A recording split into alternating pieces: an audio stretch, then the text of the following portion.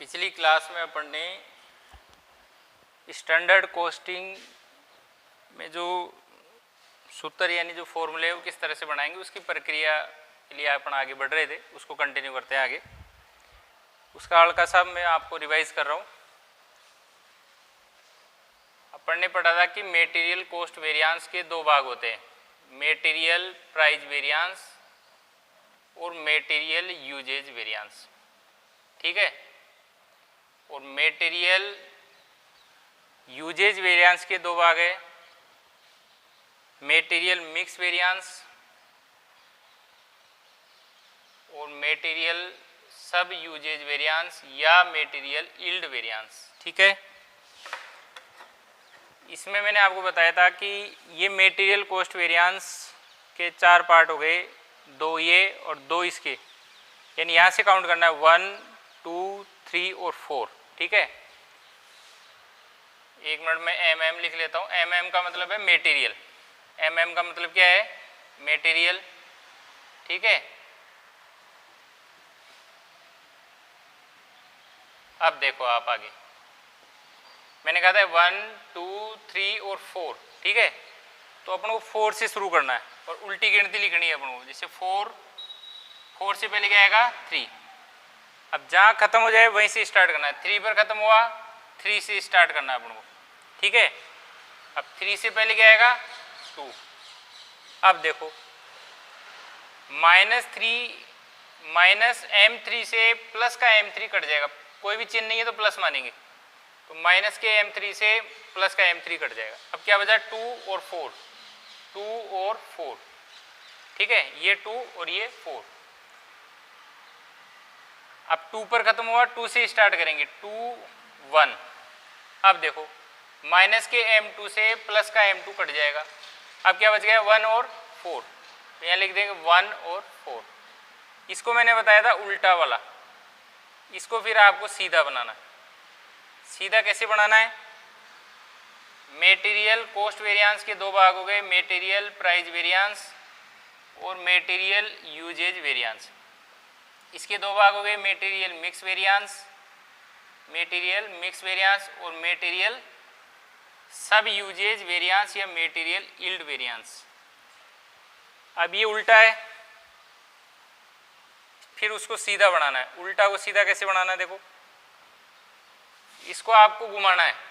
1, 4 है ना, तो 4 को पहले लेना है और 1 को बाद में, यानी M4 - M1, यानी ये था 1, 4, तो ये क्या हो गया? 4, 1। उल्टा करना है उसको। पहले क्या है? 1 फिर 2, तो क्या करेंगे? अब इसको 2 को पहले लेंगे और 1 को बाद में, तो M2 - M1। ठीक है। यहाँ कितना है? 2, 4, तो 2, 4 क्या हो जाएगा? 4 पहले आ जाएगा और 2 बाद में, यानी 4, 2। ठीक है। और यहाँ आगे देखो ये कितना है? 2 और 3, तो 3 पहले आ जाएगा और 2 बाद में। इसका देखो 3, 4, तो 4 पहले आ जाएगा और 3 बाद में आ जाएगा। ठीक है ना। इसको ये कि याद रखने का तरीका और भी है। देखो यहाँ है 4, 1, 4, 1 का मतलब हो गया 41। यह कितना है? 4, 2, तो 42। यह कितना है? 4, 3, तो ये कितना हो गया? 43। तो इसको एक शॉर्टकट तरीका याद रखने का, 41, 42, 43। 41 मतलब 4, 1, 42 का मतलब 4, 2, 43 का मतलब क्या है? 4, 3। तो याद रख सकते हैं 41, 42, 43। ठीक है, बहुत ईजी है। और यहाँ पर आपको रखना है 21 और 32, 2, 1। ये रटने का तरीका भाई डायरेक्ट 21 और 32, 21, 32। ठीक है। और इधर रखना है 41, 42 और 43। ठीक है। अब यहाँ जो मैंने लिखा है ना मेटीरियल कॉस्ट वेरिएंस, वो ये सीधा वाला लिखा है मैंने। मेटीरियल कॉस्ट वेरिएंस क्या है? 41 मतलब 4, 1, तो मैंने क्या लिखा है? 4, 1। मेटीरियल प्राइस वेरिएंस क्या है यहाँ पर? यहाँ देखो 2, 1, तो मैंने लिखा है 2, 1। मेटीरियल यूजेज वेरिएंस क्या है? 4, 2, तो मैंने यहाँ लिखा 4-2। मेटीरियल मिक्स वेरिएंस क्या है 3-2, तो मैंने लिखा 3-2। मेटीरियल सब यूजेज वेरिएंस या मेटीरियल यील्ड वेरिएंस कितना है 4-3, तो 4-3। सबकी फुल फॉर्म नोट्स में अवेलेबल है, आप वहाँ से आराम से देख सकते हैं। नेक्स्ट आगे देखिए, इस तरह से अपन को यहाँ से लेना है, उल्टे वाले से नहीं लेना, सीधे वाले से लेने हैं आपको। अभी ये जो पूरी प्रक्रिया है वो सूत्र बनाने के लिए की जा रही है, और ये प्रक्रिया आप मात्र एग्जाम में पेपर देने से पहले भी आप रफ में इसको बना सकते हैं यदि आप, क्योंकि इसका क्वेश्चन हर बार एग्जाम में आता है। और मान लीजिए पहले नहीं भी बना पाए, दिक्कत हो, तो भी अपन अधिकतम इसको 5 मिनट में बना सकते हैं। ओनली समझाने में समय ज़्यादा लगता है, बनाने में यदि एक बार पूरा सिस्टम समझ में आ गया तो पूरा सिस्टम आप 5 मिनट में बना लेंगे और फिर सूत्र बन जाएंगे, फिर कोई दिक्कत ही नहीं है। नेक्स्ट देखिए, AQ का मतलब एक्चुअल क्वांटिटी, मटेरियल आप समझ गए, material A, B, C, D ऐसे हो सकते हैं। AQ actual quantity, AP actual price, M1 M का मतलब मटेरियल, M1 जैसे यहाँ आ रहा है ना M1 कईयों में, SP स्टैंडर्ड प्राइस, M2 इनमें आएगा, RSQ revised standard quantity, M3, SQ standard quantity, M4। अब ये समझते हैं किस तरह से आएगा। एक चीज ध्यान रखना आप, प्राइस से मल्टीप्लाई नहीं होगी, ठीक है, और क्वांटिटी से मल्टीप्लाई नहीं होगी। ये चीज ध्यान रखनी सबसे पहली बात। प्राइस से मल्टीप्लाई नहीं होगी और क्वांटिटी से मल्टीप्लाई नहीं होगी। तो कैसे होगा, या तो प्राइस क्वांटिटी से मल्टीप्लाई हो जाएगी या क्वांटिटी प्राइस से मल्टीप्लाई हो जाएगी। प्राइस से नहीं होगी और क्वांटिटी से मल्टीप्लाई नहीं होगी, ठीक है। तो देखिए सबसे पहले है एक्चुअल क्वांटिटी एक्चुअल प्राइस, तो यहाँ पर है क्वांटिटी और प्राइस। तो M1 क्या होगा, यहाँ देखो actual quantity into actual price, ये M1 होगा ऐसे, मतलब एक्चुअल क्वांटिटी और एक्चुअल प्राइस को आपको मल्टीप्लाई करना है, ठीक है। आगे समझिए, अब आ गई बात M2 की। तो स्टैंडर्ड प्राइस तो दी हुई है, उसको तो आप लिख लो स्टैंडर्ड प्राइस, ठीक है। अब आपको पीछे चलना है, हमेशा सूत्र बनाने के लिए आपको पीछे देखना है, आगे नहीं चलना, पीछे चलना है। तो मैंने जो बात बताई उसका ध्यान रखना, प्राइस से मल्टीप्लाई नहीं होगी, क्वांटिटी से नहीं होगी। तो ये प्राइस है जो अपन ने यहाँ लिख दी स्टैंडर्ड प्राइस। इससे पीछे चलो, ये क्या है प्राइस, तो ये तो नहीं लेंगे क्योंकि मैंने पहले मना कर दिया, प्राइस से मल्टीप्लाई नहीं होगी। तो क्या लेंगे, एक्चुअल क्वांटिटी, तो actual quantity multiply standard price, ठीक है। नेक्स्ट ये M2 हो गया। अब ये है RSQ रिवाइज्ड स्टैंडर्ड क्वांटिटी, तो यहाँ लिख देंगे रिवाइज्ड स्टैंडर्ड क्वांटिटी। देखो इन दोनों को, जैसे रिवाइज्ड स्टैंडर्ड क्वांटिटी यहाँ पर भी लिख देंगे, कोई फर्क नहीं पड़ेगा। जैसे स्टैंडर्ड प्राइस यहाँ लिख दो, एक्चुअल क्वांटिटी यहाँ लिख दो, कोई फर्क नहीं पड़ेगा। एक्चुअल क्वांटिटी यहाँ लिख दो, एक्चुअल प्राइस यहाँ लिख दो। जैसे मान लीजिए ये 50, इसको 3 से गुणा करना है, कितने आएंगे 150। मान लो एक्चुअल प्राइस यहाँ लिख देते हैं और एक्चुअल क्वांटिटी यहाँ लिख देते हैं, मतलब इनको ऐसे लिख देते तो भी कितना आएगा 150। तो इससे कोई फर्क नहीं पड़ेगा, कैसे भी लिख दो। नेक्स्ट आगे देखो, actual quantity into standard price ही हो गया। अब है M3 रिवाइज्ड स्टैंडर्ड क्वांटिटी, ये वाला। तो मैंने क्या कहा था, पीछे चलना है। तो रिवाइज्ड स्टैंडर्ड क्वांटिटी ये आ गया, देखो प्राइस, ये प्राइस नहीं लेंगे, इसके जो नज़दीक वाला प्राइस है वो लेंगे। तो ये कौन सा है, स्टैंडर्ड प्राइस, ठीक है। अब आ जाइए M4 वाले में। M4 ये रहा, M4 के पास में क्या है, स्टैंडर्ड क्वांटिटी, स्टैंडर्ड क्वांटिटी लिख दो, ठीक है। अब स्टैंडर्ड क्वांटिटी के पीछे चलो, ये भी क्वांटिटी है, नहीं होगा, मैंने मना किया था क्वांटिटी से मल्टीप्लाई नहीं होगा। तो ये क्वांटिटी पीछे देखो, क्वांटिटी आ गई, नहीं लेंगे, ये लेंगे। अब स्टैंडर्ड प्राइस नहीं समझ में आया, इसको मैं दोबारा रिवाइज कर देता हूँ, दोबारा समझ लो, क्योंकि पूरा चैप्टर है ना, या यूँ समझ के चलिए 20 नंबर इस पर डिपेंड है। जिसको सूत्र बनाना आ जाएगा उसके 20 नंबर कहीं नहीं जाएंगे। दोबारा से देख लेते हैं। प्राइस प्राइस से मल्टीप्लाई नहीं होगा, क्वांटिटी क्वांटिटी से मल्टीप्लाई नहीं होगा। ठीक है, प्राइस को क्वांटिटी से मल्टीप्लाई कर सकते हैं, क्वांटिटी को प्राइस से मल्टीप्लाई कर सकते हैं।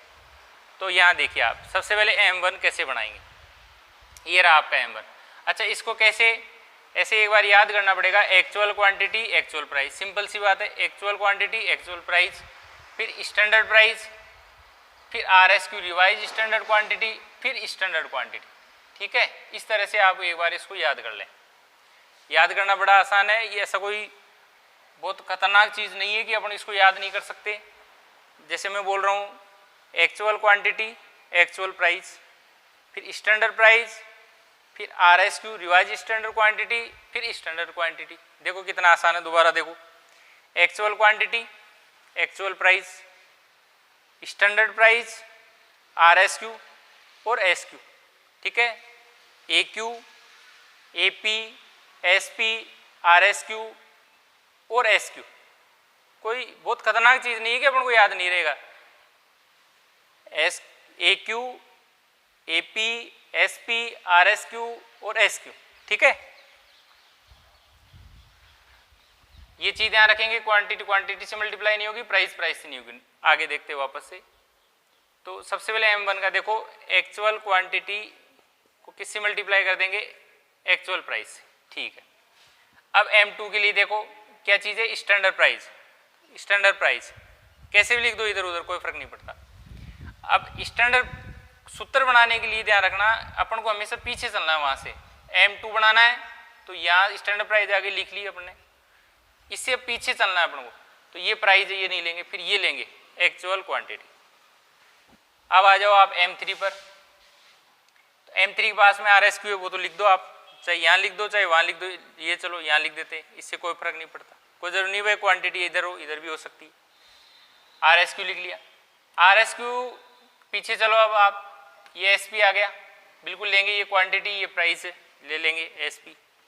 आगे चलो, ये M4 है, M4 के पास में क्या है, स्टैंडर्ड क्वांटिटी, ये लो स्टैंडर्ड क्वांटिटी। स्टैंडर्ड क्वांटिटी तो ले लिया अपन ने, अब पीछे चलना है, मैं बोल रहा हूँ। तो ये भी क्वांटिटी आ गई, तो मैंने मना कर दिया, क्वांटिटी क्वांटिटी से मल्टीप्लाई नहीं होगी, तो ये नहीं लेंगे। और पीछे चलो, ये लेंगे। और पीछे चलो, यहाँ नहीं चलना है, यहाँ से चल रहे हैं, तो ये क्वांटिटी आएगी, नहीं लेंगे। क्यों नहीं लेंगे, खुद क्वांटिटी है, तो अब क्वांटिटी क्वांटिटी से मल्टीप्लाई नहीं हो सकती, तो यहाँ से पीछे चले, ये नहीं लेंगे, ये लेंगे। अब नज़दीक जो आ गया वो लेंगे, स्टैंडर्ड प्राइस। ठीक है, ये बन गए। अब सारा काम हो गया, ये समझ लो, यहाँ तक समझ में आ गया, कोई दिक्कत ही नहीं है, अपन को पूरा चैप्टर ही समझ में आ गया, ये मान लो। अब कैसे लिखना आगे, ये जैसे मेटीरियल कॉस्ट वेरिएंस जो है वो M4 माइनस M1 है। तो M4 यहाँ क्या है, यहाँ देखो आप, M4 है, यहाँ से टीप लेते हैं अपन, SQ मल्टीप्लाई SP, ये लो, ये M4 है। अच्छा, M1 क्या है, M1 क्या है, यहाँ से देख लेते, AQ मल्टीप्लाई AP, ये लो सूत्र बन गए। अच्छा, M2 देखिए, M2 ये रहा M2, तो M2 क्या है, AQ into SP, AQ into SP। M1 क्या है, ये M1 है ना, तो M1 क्या है, AQ इंटू AP। ठीक है, M4 है, तो M4 क्या है, SQ SP। M2 क्या है, ये रहा M2, AQ मल्टीप्लाई SP। ठीक है, फिर M3 है इसमें, तो M3 क्या है, ये वाला SP इंटू RSQ। ठीक है, फिर M2 क्या है, AQ गुणा SP। फिर M4 क्या है, SQ SP। और फिर M3 है, तो M3 क्या है, SP गुणा RSQ, ये वाले बन गए। ऐसा पूरा आपको रफली काम करना है, अब फाइनली रूप से अपने सूत्र किस तरह से बन गए, देखो किस तरह से अपने फाइनल सूत्र बन गए। मेटीरियल, इससे लिख लेते हैं, मार्क नहीं चल रहा, मेटीरियल कॉस्ट वेरिएंस का सूत्र बन गया SQ गुणा SP और AQ गुणा AP, ठीक है। और मेटीरियल प्राइस वेरिएंस का सूत्र क्या बन गया, यहां से देख के लिख रहा हूं मैं, ठीक है। क्या है, AQ, यहां से देख के लिख रहा हूं, आप देख लीजिए, AQ गुणा SP और फिर AQ गुणा AP, फिर मेटीरियल यूजेज वेरिएंस, ये बड़ा, इसका सूत्र क्या है, SQ गुणा SP, समझ में आ रहा है। फिर आगे देखो AQ गुणा SP, फिर material mix variance, material mix variance का क्या है, SP गुणा